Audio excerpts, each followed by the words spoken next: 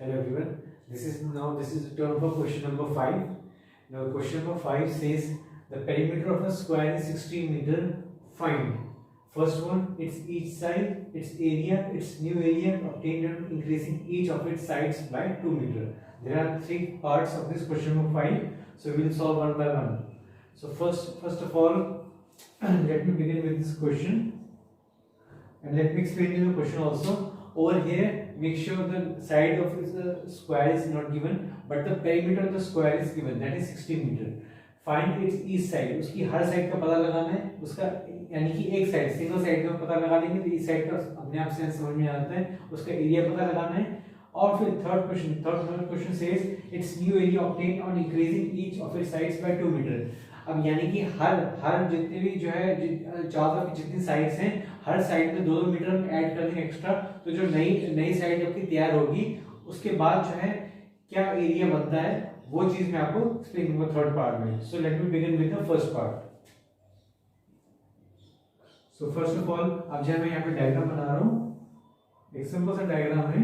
It's your duty to make with the help of a pencil and there is no need to use a scale. Make sure कि कोई scale की जरूरत नहीं है, simple हमें बनाना है. और जो है इसके जो पेरीमीटर है, the perimeter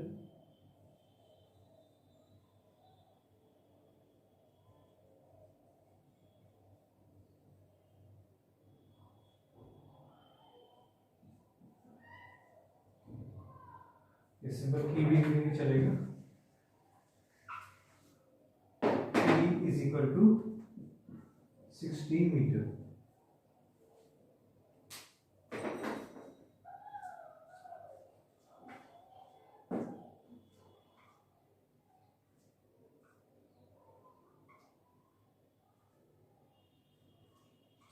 Make a dotted line, make sure.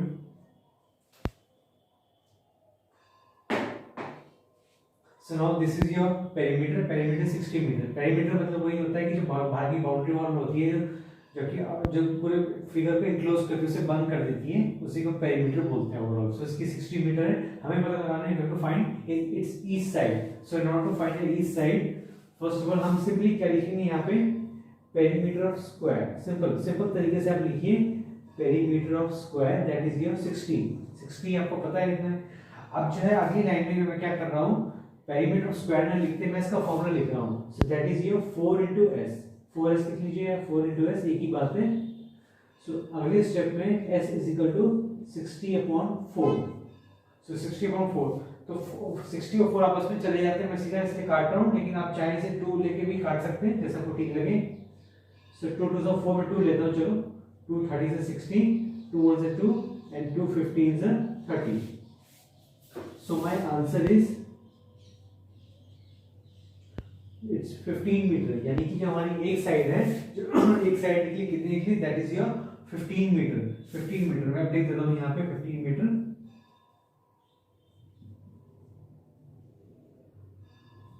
अब ये आपको चेक करना कि अब मेरा आंसर सही है गलत है. What you have to do, you have to या 15 से 4 को मल्टीप्लाई कर दीजिए, या जो है 15 को 4 बार जो है प्लस कर दीजिए, तो डेफिनेटली हमारा आंसर 60 आ जाएगा. दिस थिंग क्लियरली शोस कि इट्स 15. बिल्कुल सही है, हमारा हर साइड जो है 15 मीटर है हमारी. This is your first part answer. Now it is a turn for second part. The second part says its area. We have to find the area of the square. Now as we know the side of the square that is 15 meter. Now we can easily find out the area. Area के लिए क्या करना है हमें देखिए जो है हमें साइड पता है. So now side of square. Side of square वो कितनी है, that is 15 meter. Now therefore हमें क्या है, area of square. Area of square हमें पता लगाना है, that is area of square is equal to s square. S square मतलब होता है s into s. That means आपका 15 into 15. अब 15 into 15 को जब रफ में करेंगे your answer will be 225. 15 into 15 है 225 होता है. 225 meter square because it's an area. So 225 meter square is my answer for the second part. Now the last part, that is the third part. its new area obtained on increasing each of its sides by 2 meter. अब देखिए ध्यान से देखिए, एक बार फिर से जो है once again we have to make the diagram in order to find out the answer. Better होगा कि एक बार फिर से आप डायग्राम बनाइए, जो बहुत जरूरी है. मेक श्योर क्योंकि इसके आधार पे जो है आप क्वेश्चन जो है ठीक से समझ पाएंगे और तब आप कर पाएंगे क्वेश्चन. ये क्या कहना चाह रहा है कि 15 मीटर, यू नो, अब देखिए 15 मीटर में पता है इसकी साइड है स्क्वायर की, so we will write the 15 metre all the directions. हमने लिख दिया इस तरह से. अब जो है वो क्या कहना चाह रहा है, वो सिर्फ इतना कहना चाह रहा है कि न्यू एरिया, कौन सा नए एरिया जो ऑब्टेन यानी कि प्राप्त करेंगे और increasing each of its sides by 2 metre. अगर इसमें मैं 2 मीटर जोड़ दूं, जब 2 मीटर में यहां जोड़ूंगा तो डेफिनेटली 2 मीटर मुझे यहां भी जोड़ना पड़ेगा, मुझे यहां भी 2 मीटर जोड़ना पड़ेगा. इसी तरीके से यहां पर भी मुझे 2 मीटर जोड़ना पड़ेगा. सो जो है अब क्या इसका सेंस क्या बनता है, इसका सेंस साफ साफ बनता है, दैट इज योर 17 मीटर. अब हमारे पास जो साइड आ गई है that is equal to 17 metre. तो मैं यहां लिख दूंगा, ब्रैकेट में लिख दीजिए 17 मीटर, 17 मीटर, 17 मीटर और 17 मीटर. इस तरह से इसका सेंस है, इसलिए मैं पूरा खोल खोल के डिटेल में आपको समझा रहा हूं कि इस तरह से आप लिखेंगे तो और बेटर तरीके से आप समझ पाएंगे कि क्या क्या कर रहे हैं. सो जो है 17 मीटर हम जो है, अब यह नया हमारा जो है आपका वो हो गया, आपका नई साइड बन गई 17 मीटर की. अब हमें एरिया निकालना है. सो मैं लिखूंगा न्यू साइड ऑफ स्क्वायर पे, खाली न्यू साइड तो बात ही है, मैं पूरा डिटेल में लिख देता हूं ताकि कोई दिक्कत ना हो. Is equal to 17 metre. So जो है ये हमारा जो है ये हो गया. अब therefore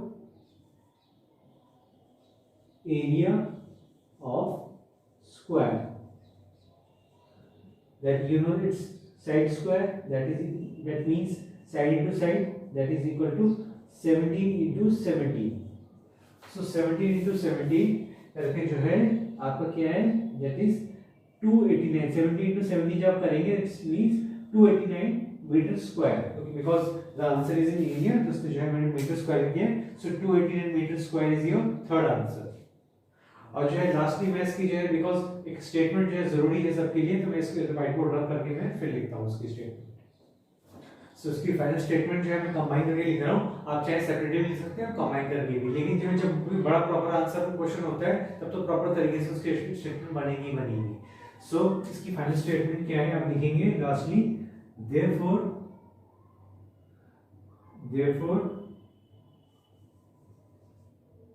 the side comma area and the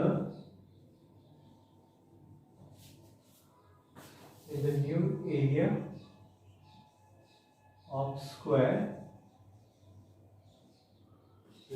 area of square,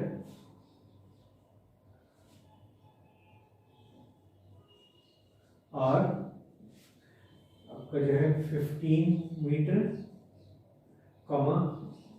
225 metre square and 289 metre square respectively. ये वर्ड जरूर यूज कीजिए, इसका मतलब है सीक्वेंस वाइज है, सीक्वेंस वाइज चल रहे हैं हम लोग.